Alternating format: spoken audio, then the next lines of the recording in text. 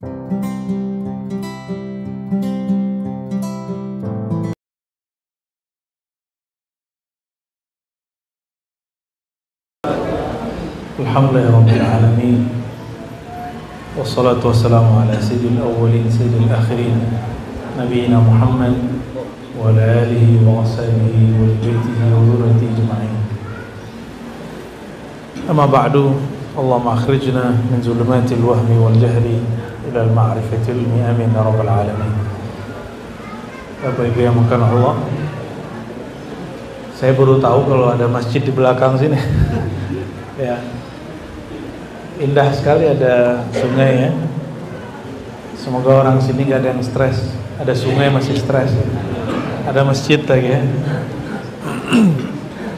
Ternyata stres itu bukan masalah tinggal dekat sungai.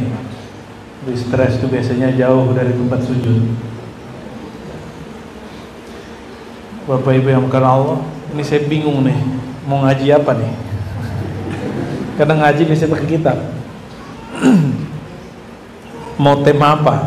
Fikih, hadis, akidah, tasawuf. Mau sunnah, bid'ah? Mau tentang apa? Tasawuf.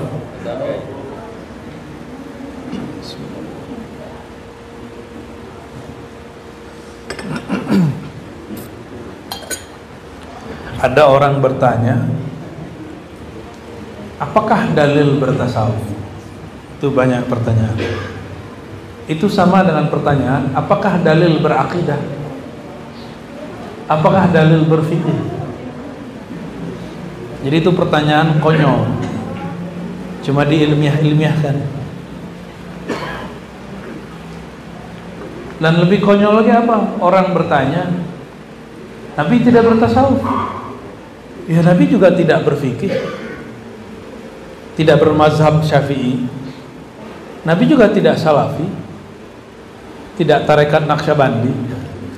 Ya, Nabi nggak perlu tarekat mazhab, Nabi nggak perlu manhaj, karena langsung dibimbing oleh Allah Subhanahu Wa Taala. Manhaj, mazhab, tarekat tadi sama jalan. Sedangkan sang jalan itu ujungnya adalah baginda Rasulullah SAW. Maka bukalah tafsir. Atau gak usah tafsir kitab Qati'iyat, satu jilid aja, Asy-Syifa ya, Bihuquqil Mustafa sallallahu alaihi wasallam, tentang sirah Nabi sallallahu alaihi wasallam. Al-Imam Qati'iyat mengatakan, ihdinas siratal mustaqim, tunjukilah kami sirat mustaqim. Sirat mustaqim itu adalah baginda Nabi Muhammad sallallahu alaihi wasallam. Jadi kalau teman-teman ini baca ayat 17 rakaat nih setiap hari, berarti 17 kali baca kan? Ketika kita baca ihdinas siratal mustaqim, itu maksudnya adalah jalannya baginda Nabi Muhammad sallallahu alaihi wasallam. Kita buka beberapa kitab yang lain, Dalail Khairat, bahkan kitab-kitab yang lain lah semua, dan mereka menyebut nama Nabi Muhammad SAW, salah satunya adalah As-Siratal Mustaqim. Itu nama beliau. Kalau kita baca Waladhdallin, yang dibaca apa lagi? Amin. Al-Amin siapa? Baginda Nabi Muhammad SAW. Jadi Al-Amin itu bukan kabulkan, kabulkan itu maknawinya. Amin. Kalau kata perintah, amin, amin. Ini kok panjang? A-nya panjang, min-nya panjang. Berarti ini bukan, ini nama. Ya. Disebut-sebut namanya. Dan saya agak ketawa geli waktu ada salah satu dosen saya di kampus ngomong, nama Muhammad tuh jarang sekali di Quran gitu. Cuma 4 gitu. Saya lihat dia, ini profesor atau traktor ini ya. Masa dia profesor gak mengerti bahwa nama baginda Rasulullah SAW itu lebih dari 1. Nama beliau itu ratusan. Namanya Muhammad, ya betul lah. Maka alhamdulillah di Quran itu maknanya juga mengarah kepada beliau. Pujian bagi Allah Ta'ala. Betul. Begitu terjemahannya, segala puji milik Allah. Siapa yang paling sempurna memuji Allah? Baginda Rasulullah Sallallahu Alaihi Wasallam. Jadi kalau orang bertanya, apakah Rasulullah bertasawuf? Bukan. Rasulullah adalah sumber orang bertasawuf. Apakah Rasulullah bermazhab, bermanhaj? Tidak. Rasulullah adalah sumber dari semua manhaj dan mazhab. Apakah Rasulullah bertarekat Naqsybandi, Syazili, Tijani, Ba'lawi? Tidak. Nabi nggak perlu. Nabi sumber dari semua itu. Ya. Jalan itu diperlukan bagi orang belum sampai. Kalau sudah sampai perlu jalan? Nggak perlu jalan. Ya. Lalu di manakah sebenarnya tasawuf itu? Tasawuf itu ada dari awal Quran sampai akhir Al-Quran. Ya, gampang toh? Apa itu tasawuf? Tasawuf itu sederhana, menghadirkan Allah di dalam hidup kita. Tasawuf sederhana itu, menghadirkan Allah di dalam gerak kita. Itu tasawuf. Kalau mau makan baca apa? Itu tasawuf, Pak. Sedang makan bisa zikir nggak? Gimana cara zikir lagi makan? yang nggak bisa. Itu zikir sebelum makan. Zikir sedang makan gimana?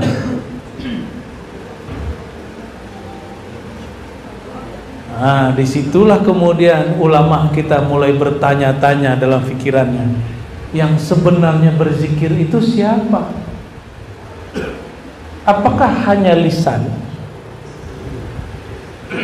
Atau lisan ini hanya terjemah? Dibukalah kitab, dibukalah Al-Quran, ketemulah surat Ar-Ra'd ayatnya. Barangkali para asatis di sini sudah banyak yang hafal.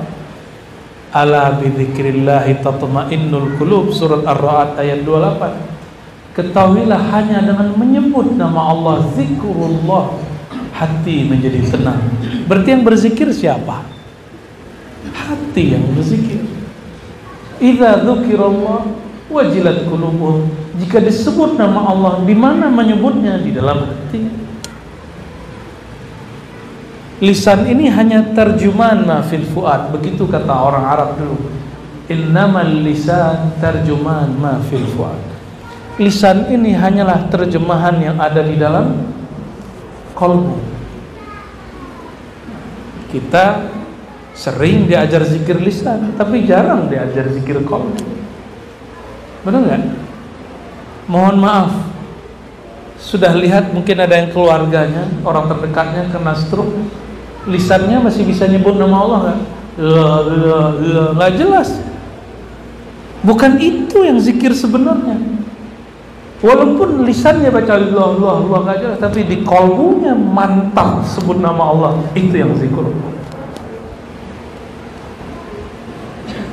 Itu dalilnya tadi. Surah Ar-Ra'd 28, Al-Anfal ayat 2. Idza dzukirallah wajilat qulubuhum. Boleh diarahin di sana. Masih muda tapi udah kayak orang tua. Enggak kuat kena kipas angin. Maka bagi yang kena penyakit stroke pun enggak usah khawatir. Qalbu masih dapat berzikir. Tubuh mungkin sudah enggak kesanggup. Jadi kalau ada keluarganya kena stroke, itu hanya tubuhnya, qalbunya tidak. Nah, sebelum itu terjadi, kan kita nggak tahu nih, Indonesia sekarang pola makannya gila sekali ya, makan nasi. Ini nggak tahu, ini jasa Soeharto pada usaha Soeharto ini ya. Dulu kan kita makan ubi, makan jagung, lalu ada swasembada beras. Akhir semua orang ganti beras. Dulu di Madura dan beberapa wilayah di Jawa Tengah itu masih makan nasi jagung, ada jagung. Saya punya beberapa kenalan masyayikh itu nggak pernah makan nasi sampai umur 80-an sehat, tidak sakit jantung, tidak diabetes. Kita pola makan masya Allah ya, benar ya.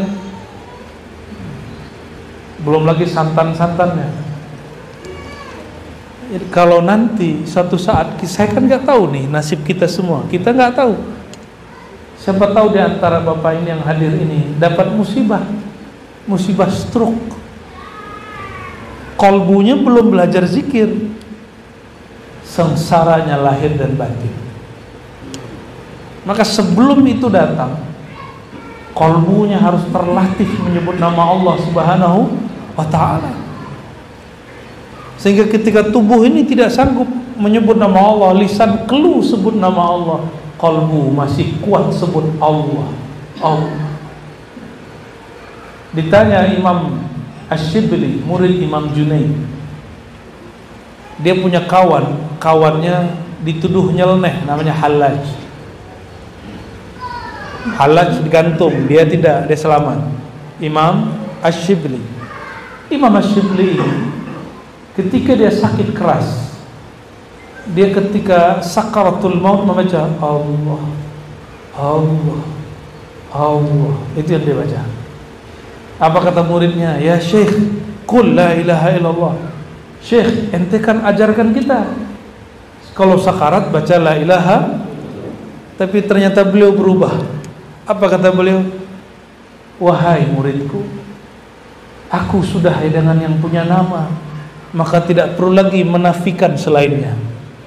La ilaha meniadakan selain Allah. Sekarang dia sudah bersama Allah, masih perlu nggak meniadakan selain Allah? Nggak perlu. Maka muridnya diam. Beliau meninggal baca Allah. Jadi nafasnya naik, Allah turun, Allah. Dengan itu dia meninggal. Dengan itu dia wafat. Namanya Imam Abu Bakar Ash-Shibli. Bid'ah enggak? Enggak. Kenapa tidak bid'ah? La ilaha illallah itu ungkapan lisan, di qalbu Allah. Itu zikir qalbu. Apa dalilnya? Nah, dalil itu ditanyakan kepada amal. Apa amalan qalbu? Zikir menyebut nama Allah. Mana dalilnya? Dalilnya sederhana. Ayat pertama turun apa? Iqra. Lengkapi, jangan Iqra doang. Iqra nggak beres, nggak Islami, sekuler antum jadinya. Ya, orang hanya Iqra, cerdas intelektualnya, tapi kering spiritualnya. Kalau cuma Iqra, lanjutkan bacanya. Iqra Bismi rabbikal ladzi khalaq. Coba dimaknakan. Iqra. Iqra itu maknanya ada dua. Satu baca, yang kedua himpunlah lahir dan batinmu. Coba tanya ahli tafsir, ma mana qara'a? Qara'a bermakna jama'a. Qara'a artinya menghimpun. Apa yang dihimpun? Zahir dan batin. Iqra, himpunlah dirimu dengan nama Iqra bis, dengan nama Rabbmu, Tuhanmu, penciptamu yang akram, yang maha pemurah. Siapa nama Tuhanmu? Benar. Siapa nama Tuhan kita? Siapa? Allah. Jadi ketika disebut himpunkan dirimu, lahir batinmu dalam nama Allah, itulah zikirnya Nabi sallallahu alaihi wasallam. Jadi Nabi sallallahu alaihi wasallam wahyu pertamanya menghimpun nama Allah, sehingga belum membaca alam dalam nama Allah. Kalau sudah terhimpun nama Allah di dalam kalbu, barulah Allah memberikan ilham murni ke dalam kalbu. Kalau tidak, namanya halu. Jadi kenapa ada orang-orang lelaku spiritual halu? Karena dia belum ikra, dia belum menghimpun lahir dan batinnya. Ya, mungkin baru lahirnya, baru batinnya, baru fikirannya, belum sampai ke dalam kalbunya. Selama ini ikra cuma baca gitu ya, baca. Itu terjemah namanya. Ya. Kalau kita membaca tafsir, tidak usah pakai tafsir aneh-aneh. Ini tafsir yang umum. Qara'a ay jama'a. Nah, itu para Imam Zujjaj, Ibnu Katsir sebutkan itu beberapa kalam bahwa qara'a bermakna jama'a, menghimpun. Ya. Surat kedua turun antara Al-Muddathir dan Al-Muzammil. Saya cenderung kepada Al-Muzammil, walaupun sebagian guru saya mengatakan Al-Muddathir. Al-Muzammil itu artinya yang berselimut. Kenapa saya katakan begitu? Karena dalam hadis Nabi Muhammad SAW disebutkan beliau setelah dapat wahyu pertama, ya, lalu kemudian sering kalau datang halnya itu, datang wahyu, beliau mengatakan zammiluni, zammiluni, zammala yuzammilu, zammiluni. Maka orangnya disebut muzammil, orang yang berselimut. Itu salah satu nama baginda Nabi Muhammad SAW. Jadi Al-Muzammil itu nama Nabi sallallahu alaihi wasallam. Maka orang-orang tertentu kalau baca surat Al-Muzammil, ya, dia baca kemudian sallallahu alaihi Muhammad. Ya. Kan perintah di situ, qumil laila illa qalila, bangunlah malam hari meskipun sedikit.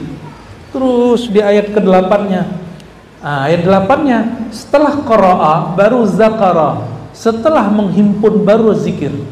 Jadi ternyata lain menghimpun dengan menzikir. Wadhkurisma rabbika wa tabattal ilaihi tabtila. Ayat ke-8-nya tuh, nanti silakan dilihat di rumah ya. Surat Al-Muzammil ayat ke-8. Saya tidak pakai tafsir Isyari, nggak perlu. Tafsir Sufi nggak perlu. Cukup pakai tafsir yang ada.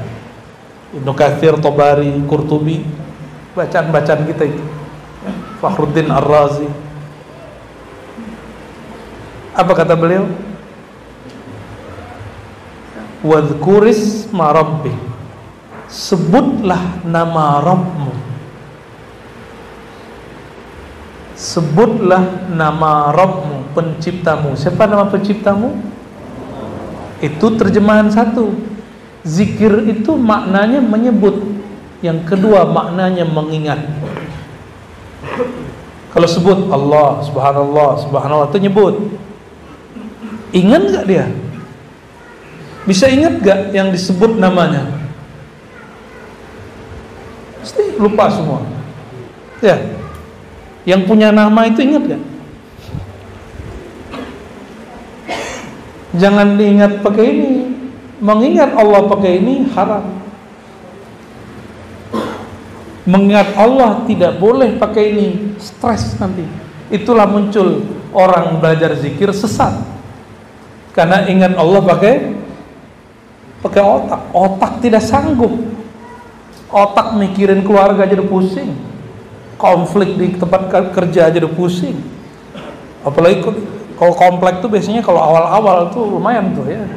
Sekarang gimana Pak? Udah aman Pak? Udah aman. Pasti awal-awal begitu kan? Sama ya. Tempat kita juga begitu. Ya. Ada yang lapor-lapor polisi juga. Ya. Itu sampai begitu. Ya. Biasa itu. Lagi pemetaan deh.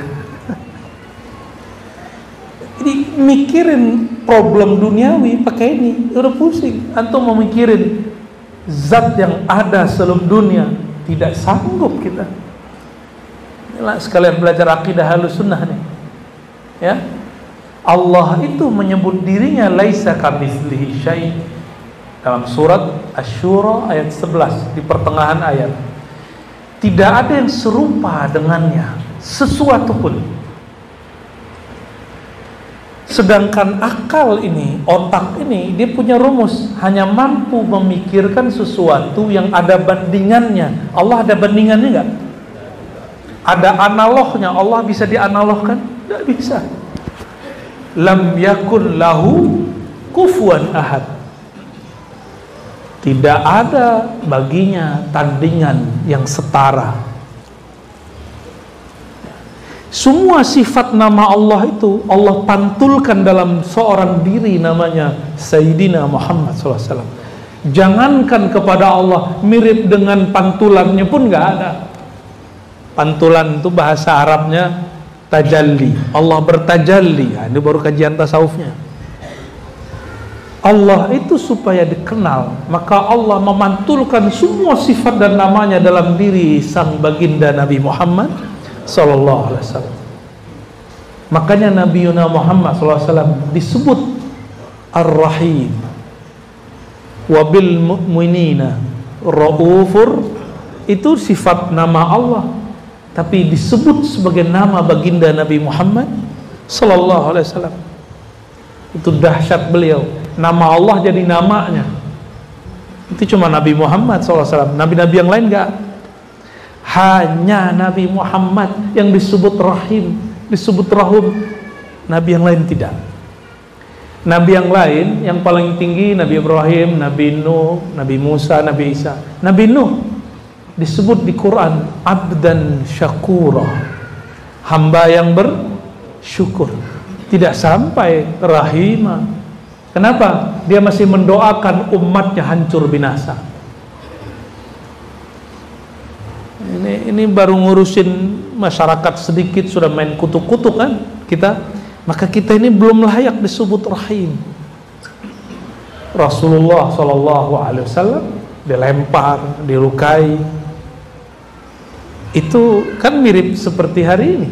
Beliau itu lengkap, dibully secara verbal iya, disakiti secara zahir iya, disinggung batinnya iya. Lengkap Nabi. Maka antum yang ingin mengikuti jalan kenabian mesti mengalami dua itu. Minimal badannya sakit-sakitan karena dibully ya. Dibully di komplek aja bisa sakit loh orang. Ya. Dibully di grup RW, RT aja bisa nggak muncul-muncul ke masjid sebulan. Bisa langsung sakit badannya. Allahumma sholli ala sayyidina. Gimana mau ngurus negara? Ngurus komplek aja nggak beres. Nyalek, ya salam. Nggak ngaca ya, tapi karena jadi pemimpin itu sekarang gampang ya. Cukup dengan nyalek, tinggal nanti kayak judi kan. Ya untung-untungan kata si Fulan, ya bukan kata saya. Kalau saya nggak sepakat sih politik kayak judi, nggak sepakat. Tapi kata dia begitu. Oke. Jadi ayat yang dibaca wazkurisma rabbika ada makna lain selain menyebut, yaitu mengingat. Kita tidak sanggup mengingat Allah dengan akal, pikiran. Maka kata Imam Al-Qushairi, imam ini imam ahli hadis. Apa kata beliau? Namun ahli qalbu. Wazkur rabbaka idza nasita. Kalau ahli fikih baca ayat ini terjemahannya, jika engkau lalai tertidur, sholatlah jika ingat atau terbangun. Ini terjemahan ahli fikih. Ahli fikih. Kan beda ahli, beda terjemahan. Boleh nggak? Boleh, karena terjemahan ayat lebih dari satu. Yang memonopoli makna ayat, nah itulah Tuhan-Tuhan kecil ya. Nabi aja tidak pernah monopoli makna ayat. Masa ada orang monopoli hanya penafsiran dia yang benar?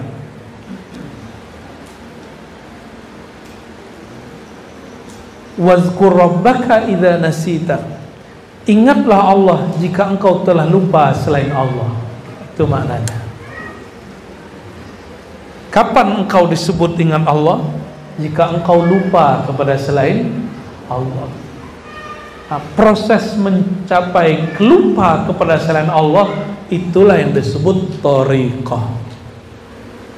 Jadi kenapa orang perlu berthariqah? Supaya dia lupa kepada jalan selain jalan Allah.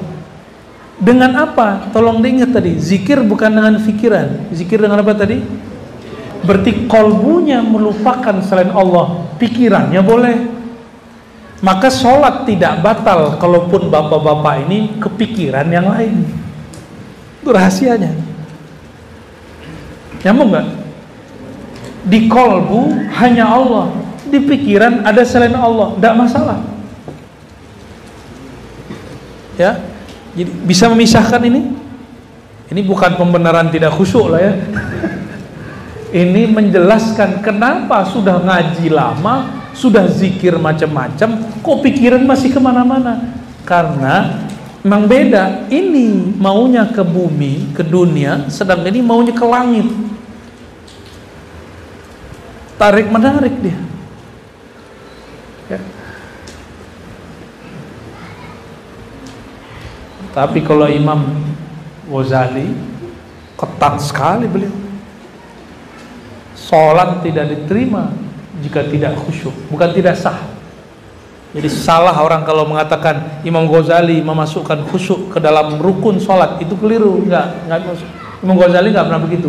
Imam Ghazali memasukkan khusyuk kepada bab syartul qabul, syarat atau rukun diterimanya sholat, bukan rukun sah sholat, bukan syarat sah sholat, itu lain. Ya. Nanti stres semua nih jemaah. Ustadz aja belum tentu khusyuk. Kusut mah iya. Ya. Berapa banyak khotib habis turun dari mimbar jadi makmum atau jadi imam, kepikiran yang dia khutbah, kepikiran. Yang penting tidak masuk ke dalam qalbu. Jadi fikir terhadap alam dunia, sedangkan qalbu zikir kepada pemilik dunia. Ini juga jawaban kepada beberapa teknik-teknik berzikir. Jadi ada orang bertanya kepada saya, Ustadz, bolehkah kita ingat guru sebelum zikir, atau di saat zikir, atau setelah zikir? Saya tanya, ingatnya pakai apa? Pakai ini atau pakai ini? Kalau pakai ini boleh, kalau ini jangan. Jangankan gurumu, istrimu pun boleh ya. Yang penting jangan istri orang lain ya, itu lain cerita entah. Jadi ingat dengan fikir di dalam ibadah, ya kita sebut mungkin kepikiran, itu tidak ada masalah, itu normal. Yang penting kolbunya merasa dipandang oleh Allah Subhanahu wa ta'ala. Itulah zikirnya kolbu. Sudah mulai ketemu polanya ya. Maka jika disebut wadhkurisma rabbik, sebutlah nama Rabbmu, ingatlah nama Rabbmu. Sebut dengan lisan, ingat dengan kolbu, rasakan dengan ruh. Nah, ini satu lagi, ruhani merasakan. Rasa ini tidak dapat digambarkan. Kalau saya sebut malam pertama indah, kalau indah biasanya pemandangan, bukan? Jadi ibarat itu akan menjebak rasa. Rasa itu lebih luas dari kata-kata. Orang lagi kasmaran, jatuh cinta, yang jomblo-jomblo nih, atau ada yang mau jomblo lagi? Ketika dia jatuh cinta, dunia terasa indah, padahal dia lagi dalam WC, dalam toilet. Ternyata yang indah pikirannya.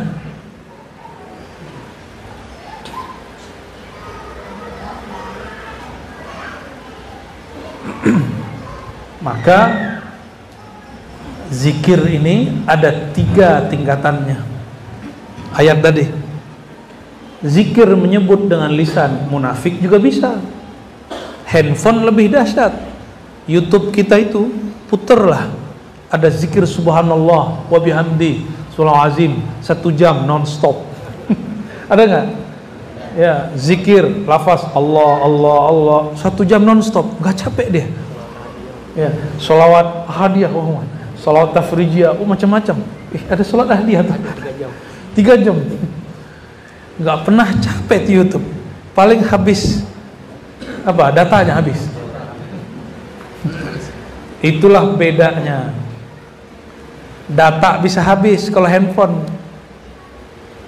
Tapi kalau handphone nyambung dengan wifi, habis nggak dia? Tinggal wifi-nya setor ya. Bayar tiap bulan. Bener? Paham? Ini cuma ilustrasi. Kalau smart kolbu ini sama dengan smartphone, bisa kehabisan data dia. Paham nggak maksudnya? Kehabisan kondisi. Maka kita butuh bergabung, bergaul, berkelompok dengan orang-orang sesama ahli zikir.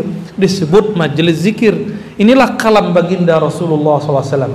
Idza marartum bi riyadil jannah. Jika engkau melewati tempat-tempat wifi kolbu bernama Riyadul Jannah, taman-taman surgawi, fartau, maka isilah pulsa kolbu, isilah kekuatan kolbu. Itu yang disebut fartau, petiklah. Jangan cuma nonton doang. Ini sudah hadir malam ini kok orang nangis sih? Melekirkan, kok nangis? Lo depan kok nangis?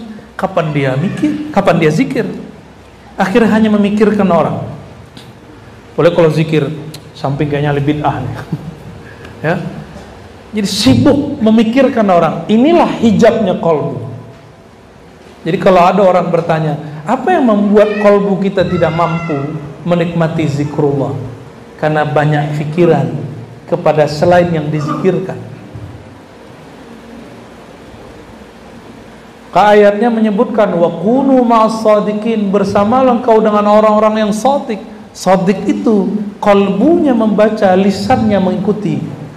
Tapi orang awam dibalik, lisannya dulu baca, baru dihantarkan ke dalam kalbu. Itu namanya talqin zikir. Dibimbing dari lisan masuk ke dalam kalbu. Apa namanya?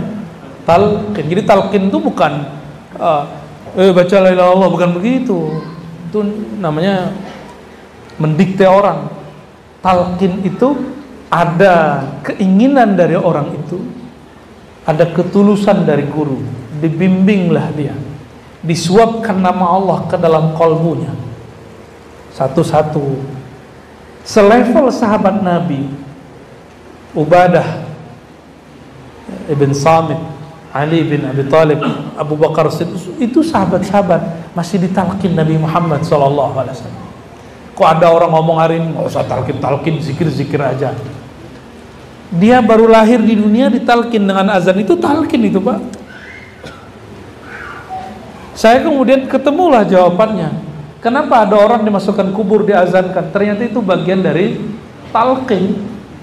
Karena tidak ada azan kan? Nggak ada kan contohnya azan di kubur kan nggak ada. Nah itu tuh cara ulama untuk talqin. Karena kita baru lahir ditalqin pakai azan. Coba perhatikan Pak, anak-anak kita itu. Pas baca Allahu Akbar harus nangis. Baca asyhadu alla ilaha illallah, mulai suaranya mengecil.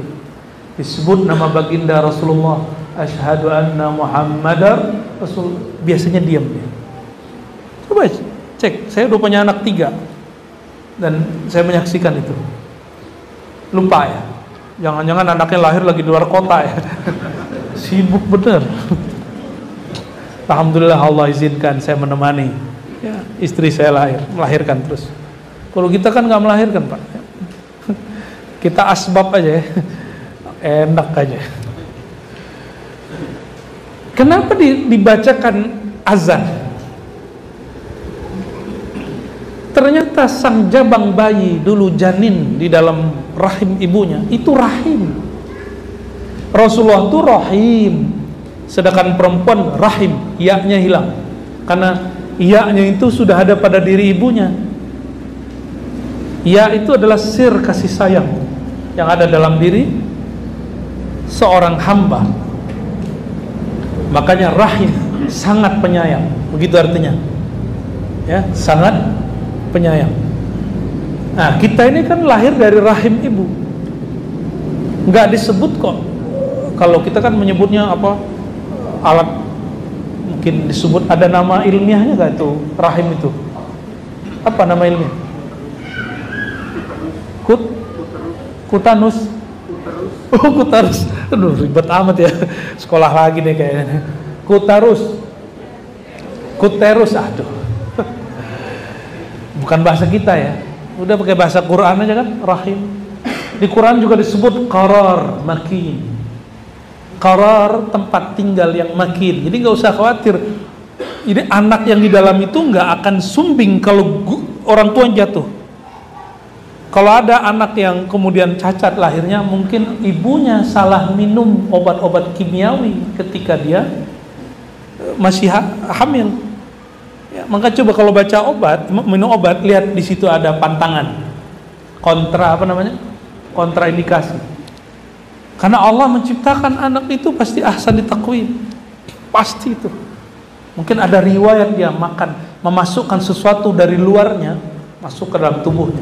Itu qararin makin, nggak akan bisa diganggu apa-apa. Katanya makan durian nggak boleh, yang penting nggak berlebihan. Orang sehat yang makan durian nggak boleh berlebihan. Itu modus saja suaminya biar istrinya nggak makan durian, makan sendiri dia. Itu qarar, disebut qarar makin, di dalam kokohnya ada kelembutannya. Itulah maksud seorang ibu. Ibu itu kan seperti itu. Nah, ini kan semua, ini lahir dari batu Pak, dari ibu nih. Semua dari rahim ibu. Maka kita ini produk kasih sayang semua. Kok sekarang beragama jadi sangar? Kok baru paham agama sedikit jadi sangar? Itu gimana ceritanya tuh? Mungkin dia lahir dari pohon betung kali ya. Dari bambu kali itu. Allahumma sholli ala sayyidina Muhammad. Si janin itu jika dia berhenti berzikir, mati dia. Secara kedokteran lain mungkin pembahasannya. Apa bukti si janin berzikir? Dia berdenyut. Itulah zikir dia. Jantungnya berdenyut, otaknya itu bergerak semua, dan mereka terintegrasi. Zikirnya jamnya sudah gabung. Kapan dia gabung? Di saat ruh ditiup. Jadi kita semua pernah berzikir sepanjang kita dalam perut ibu, 9 bulan minimal. Jadi kita sudah pernah berkholwat dalam perut ibu kita ya. Maka dan sendiri, nggak sama yang lain kan, kecuali yang kembar, tetap aja sendiri dia. Dan dalam ilmu tasawuf ada namanya ilmu huruf. Alam semesta ini sebenarnya huruf. Jika dirangkai jadi kata, ya, Bapak ngangguk-ngangguk itu huruf paham namanya. Ya. Iya. Ada yang lagi geleng-geleng kan? La. Itu huruf semua itu. Itu huruf. Ini bukan halu. Bahkan dalam ilmu filsafat modern ada namanya hermeneutik. Hermeneutik itu bukan ilmu yang perlu kita ikuti, tapi saya sekedar sharing aja. Bahwa ada namanya kata-kata tapi tidak berhuruf. Orang demo walaupun gak bawa tulisan, itu sudah sebuah kata-kata, sebuah teks. Jadi teks itu ada yang maktub, mastur, ada yang ghair maktub. Tapi maktub tersembunyi, tersirat. Ada yang tersurat, ada yang tersirat.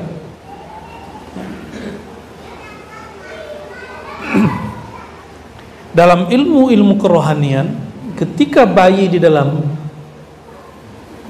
perut ibu, tubuhnya seperti huruf mim, ha, mim, dal. Itu bukan cocok, hakikat ini benar. Allah tidak akan menyiksa, menurunkan bala di rumah fihi ismu Muhammad Ahmad. Allah tidak akan menurunkan bala bencana di rumah yang ada rahasia sir nama Muhammad sallallahu alaihi wasallam. Kenapa? Itu bala kan yang bawa malaikat. Ada malaikat pembawa bala.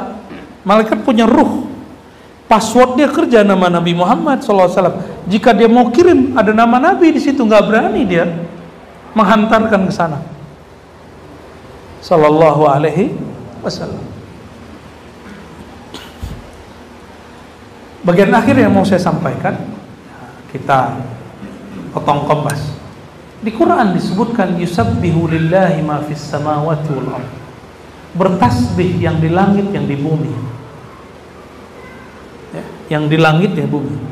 Ini bukan cocok logi. Yang mampu bahasa Arab, saya mau tabadul afham. Barangkali saya salah, tolong tertimbul. Berenang itu bahasa Arabnya apa? Sibah, benar nggak? Sabaha, yasbihu atau yasbahu? Sibah, ya kan? Berenang, berlayar, itu sibah. Bahkan terbang itu dulu disebut sibah. Kata Sayyidina Umar, "Allimu auladukum", ajarkan anak kamu, salah satunya selain panah, as-sibah, berenang. Karena itu untuk keperluan kekuatan fisik. Sibah, sabaha. Kalau kita pakai wazan fa'ala, sabbaha, yusabbihu. Yusabbihu lillah, berenang-renang, kan begitu jadinya. Atau banyak berenang, yang di langit, yang di bumi, untuk Allah. Itu maksudnya apa? Ini secara harfiah nih, secara harfiah.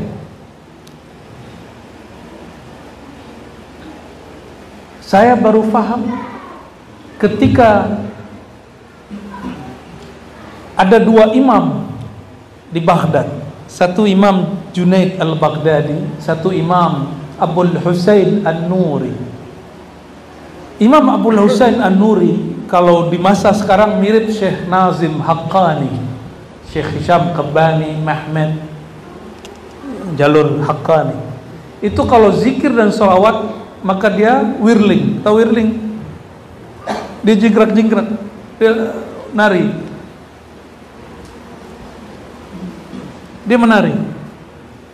Lalu Abul Husain ditegur orang, "Loh, kenapa kamu berzikir sembari menari? Rasulullah kan tidak pernah." Apa jawaban beliau? Pakai ayat, ya, pakai ayat dibaca. Alladzina yazkuruna Allah qiyaman wa qu'udan wa 'ala junubihim. Mengingat Allah itu ulul albab, itu berdiri, duduk dan berbaring. Ini lagi berdiri, dijingkrak terus. Lalu disindirlah imam. Jadi Imam Nuri ini nyindir temannya, Imam Junaid. Ini orang saling sharing. Kalau Imam Junaid sakit, dia selalu bilang, "Tolong panggilkan An-Nuri." Padahal mereka beda faham, beda thariqah, beda manhaj, beda mazhab, beda zikir, tapi nggak saling membatalkan. Apa kata Imam Junaid? "Panggilkan An-Nuri, saya lagi sakit." Panggil An-Nuri. An-Nuri cuma bilang, "Sakit apa inti Junaid?" Dicandain. Dia pegang kepala-palanya, sembuh langsung. Nggak tahu dibaca apa tuh. Orang yang dianggap tadi jingkrak tidak ada di zaman Rasulullah. Ketika Imam Junaid, dia kalau zikir seperti orang-orang Naqsyabandi yang Khalidiyah, diam. Dia zikir diam aja. Sedangkan An-Nuri jingkrak. Allah, Allah, Allah. Begitu mereka zikir. Dibacakan oleh Imam Junaid, "Wa taral jibala jamidan." Kamu lihat bukit itu, gunung itu diam, tapi sebenarnya dia tidak diam, dia sedang bergerak. Ada ayatnya, surat Az-Zumar. Ternyata terbukti secara pengetahuan juga. Seandainya ilmu pengetahuan hari ini membuktikan, saya juga percaya, ya. Al-Quran itu tidak benar karena dibenarkan oleh sains. Tidak ada sains juga ada masalah. Al-Quran sudah dahulu benar. Maksud Imam Junaid apa? Saya ini diam, tapi sebenarnya zikirku lagi bergerak di dalam qalb. Sedangkan An-Nuri dia harus ada ekspresinya. Dan mereka semuanya bergerak. Semua orang itu sedang bergerak. Maka berenang itu bukan renangnya, lihat. Orang renang itu gaya batu atau ada gaya yang lain? Gaya batu bukan renang. Iya, ada gaya bebas, kayak kodok, apa tuh? Kayak katak. Ada macam-macam gaya. Bukan gaya, coba perhatikan. Gaya itu terdiri dari gerak. Kumpulan gerak disebutlah gaya. Paham maksudnya? Zikir itu adalah gerak. Gerak itu diterjemahkan dalam Al-Quran yusabbihu lillah, bergerak yang di langit yang di bumi, lillah, untuk menyebut nama Allah. Bedanya apa manusia dengan pohon, bukit, ini semuanya Bapak yang pakai tubuh kerikil, batu, semua lagi zikir. Bedanya benda-benda ini berzikir disebut dengan zikir ijbar, sedangkan kita zikir ikhtiar. Mereka berzikir karena dipaksa oleh Allah Subhanahu wa taala, sedangkan manusia berzikir karena kesadarannya, ikhtiar, dia yang sadar. Itu lain kita zikir dengan mereka. Gak usah tubuh ini zikir. Setiap hari, setiap detik dia berzikir. Berhenti dia berzikir, berhenti darah, jantung berhenti. Maka zikirnya jantung berdetak, bunyi gitu, tuh. Zikirnya paru, nafas naik turun. Makanya ada zikir paru ini kalau ditulis jadi itu bunyinya nafas. Jangan baca bunyinya nafas. Itu bunyinya. Zikirnya kepala ada sujud. Itu lagi zikir semua. Nah, Bapak Ibu yang bukan Allah.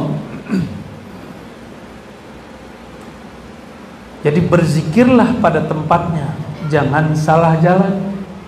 Dan itu tidak mungkin kalau tidak dibimbing oleh guru yang juga pernah dapat bimbingan dan pewaris-pewaris Rasulullah SAW. Ya, segeralah cari guru, segeralah berlatih zikir, karena kita sudah lama berlatih untuk cari dunia, tapi belum ada yang berlatih mencari pemilik dunia, Allah Subhanahu wa Ta'ala. Ya, barangkali itu yang dapat kami sampaikan, semoga bermanfaat. Allahumma shalli ala sayyidina Muhammad. Gak usah tanya jawab ya. Saya mau ngajar online kampus. Ini mendadak aja ini karena ada sohib kita juga senior saya. Mana beliau ini? Waduh, ngundang saya nggak datang. Saya nggak datang lagi sini nanti. Oke, canda Pak ya. Baik, barangkali itu saya mohon izin pamit. Setelah ini kami ada acara lagi. Terima kasih atas undangannya, hadirnya. Semoga yang hadir Allah berkahi. Semoga yang bangun masjid